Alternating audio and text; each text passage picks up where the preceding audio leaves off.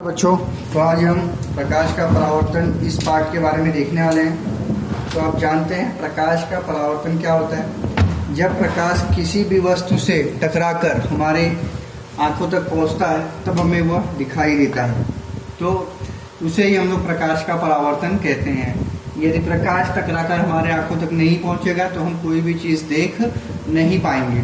तो हमको कोई भी चीज़ दिखने के लिए प्रकाश आवश्यक है। अगर प्रकाश नहीं है तो हम वो चीज़ देख नहीं सकते। अगर प्रकाश है तो हम कोई भी चीज़ देख सकते हैं। जैसे आप रात को जागते होगे तो रात को अंधेरा रहता है, तो अंधेरे में कोई भी चीज़ दिखाई नहीं देती। क्यों? क्योंकि वहाँ पर प्रकाश नहीं रहता है। समझ में आया? तो देखते हैं, हमें संवेदनाओं की सहायता से भिन्न भिन्न प्रकार की जानकारी महसूस होती है। दृष्टि की संवेदना से यह सबसे महत्वपूर्ण संवेदना है कि इस संवेदना के कारण हमें आसपास के पर्वत, नदी, पेड़, व्यक्ति और अन्य वस्तुओं को देख सकते हैं।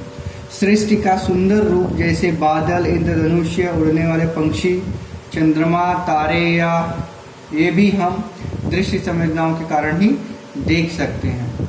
देखिए, बल्ब बंद करने के बाद कमरे में रखी वस्तु तुम्हें क्या स्पष्ट दिखाई देती है? नहीं। क्यों? क्योंकि प्रकाश नहीं होता। लेकिन बल्ब चालू रखने के बाद हमें दिखाई देती है। क्यों? क्योंकि तब प्रकाश होता है। तो देखिए, प्रकाश का परावर्तन क्या होता है। किसी भी एक पृष्ठभाग पर प्रकाश की किरणें टकराती हैं तो उनकी दिशा बदलती है और वे वापस लौट जाती हैं। इसे ही प्रकाश का परावर्तन कहते हैं। ये अंडरलाइन कर लीजिए आप। तो प्रकाश का परावर्तन किसे कहते हैं? जब किसी एक पृष्ठभाग से प्रकाश की किरणें टकराती हैं और वह उसी दिशा में लौट जाती हैं तो उसे प्रकाश का परावर्तन कहते हैं। देखिए, यहाँ पर प्रकाश का परावर्तन का एग्जाम्पल दिया गया है। किस तरीके से प्रकाश का परावर्तन दिखाई दे रहा है। सफ़ेद कागज पर टेबल अथवा ड्राइंग बोर्ड पर कस कर लगा दो। कंघी का मध्य भाग छोड़कर अन्य सभी भाग पर काले कागज से चिपका दो, जिससे यह प्रकाश या केवल उसी मुक्त भाग से ही जा सकेगा। कंघी सफ़ेद कागज के लंबवत पकड़कर टार्च की सहायता से कंघी खुले भाग पर प्रकाश डालो, तो आप क्या देखोगे कि प्रकाश किरण दर्पण पर टकराने के बाद परिवर्तित होता है और अन्य दिशा में जाता है। जो प्रकाश की किरणें किसी भी पृष्ठभाग से टकराती हैं उन्हें क्या कहते हैं? आपतित किरण कहते हैं। ओके, आपतित मतलब आने वाली किरण। ओके, आपतित किरण पृष्ठभाग के जिस बिंदु पर टकराती है उस बिंदु को क्या कहते हैं? आपतन बिंदु कहते हैं। तो उस पृष्ठभाग से वापस लौटने वाली किरण को परावर्तित किरण और परावर्तित किरण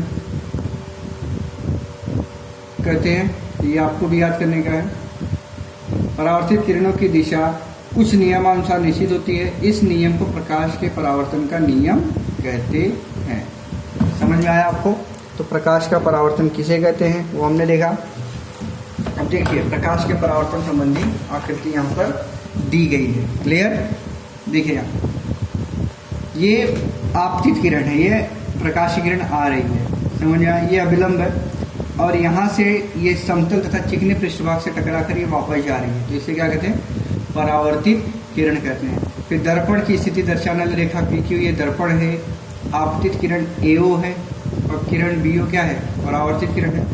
दर्पण की स्थिति दर्शाने वाली रेखा से 90 अंश का कोण बनाने वाली रेखा ON यह बिंदु ऊपर खींची, इस रेखा को अभिलंब कहते हैं। किसको? इसको। रेखा ON यह रेख PQ को लंबवत होने के कारण कोण PON बराबर कोण QON बराबर 90 अंश होता है।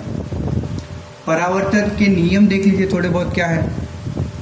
प्रकाश परावर्तन के नियम 3 हैं और वो निम्न प्रकार से दिए गए हैं। आपतन कोण और परावर्तन कोण का माप समान होता है। पहला नियम, मतलब जितना ये होगा उतना ही ये कोण का माप होगा। आपतित किरण, परावर्तित किरण और अभिलंब एक ही प्रतल में निश्चित होते हैं। देखिए यहाँ पर ये सब एक ही प्रतल में है। आपतित किरण और परावर्तित किरण अभिलंब के विपरीत ओर होती है। ओके, आगे देखिए, परावर्तन से संबंधित विभिन्न प्रकार की संकल्पनाएं क्या हैं। किरण AO आपतित किरण है। किरण O आपतन बिंदु है। OB परावर्तित किरण है। OM लंब है। आपतित किरण और अभिलंब के मध्य का कोण AON आपतन कोण कहलाता है। इसको हम लोग आपतन कोण कहते हैं और इसको क्या कहते हैं? परावर्तन कोण कहते हैं। तो ये दोनों कोणों का भाग क्या होता है, समतल पृष्ठभाग से क्या होता है, बराबर होता है, ओके नहीं। जितना एक होगा उतना ही दूसरा होगा। देखिए जैसे यहाँ पे ये 30 अंश दिया है तो ये भी क्या होगा, 30 अंश ही होगा। तो आपतन कोण बराबर परावर्तित कोण, है ना, जो भी है 30 का 30, 45 का 45 और 60 का 60। क्लियर, ये आपको दिया। तो इस तरीके से हमने आज इतना पढ़ा है। आगे का टॉपिक हम नेक्स्ट कक्षा में पढ़ेंगे। धन्यवाद।